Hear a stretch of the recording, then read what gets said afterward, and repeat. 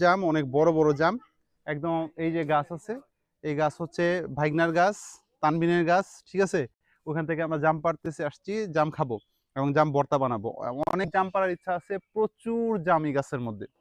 তো কিভাবে পারি দেখেন, আমরা পর্দা বা কোনো কাপড় বা চাদর টাদর এগুলো নিয়ে আসি না, সিস্টেমে আসলে ওখান থেকে দেয়। আর আমরা কোন সিস্টেমে নেই সেটা আপনাকে দেখাবো। দেখেন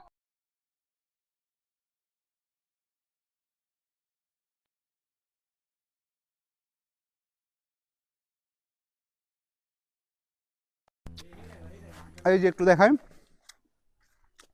এই যে লুঙ্গির মধ্যে আমরা ধরছি। আর অন্যতম আরেকটা কারণ কি জানেন, একটু লুঙ্গিতে দেখাই,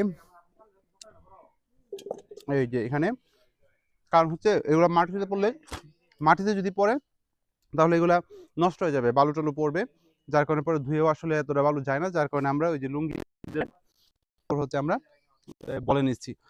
এই যে সবাই আসছে খেতে, আরো অনেক লোকজন আসতেছে খাওয়ার জন্য। তো আপনারা যদি খাইতে আসতে চান তানবিনের সাথে যোগাযোগ করবেন, ঠিক আছে।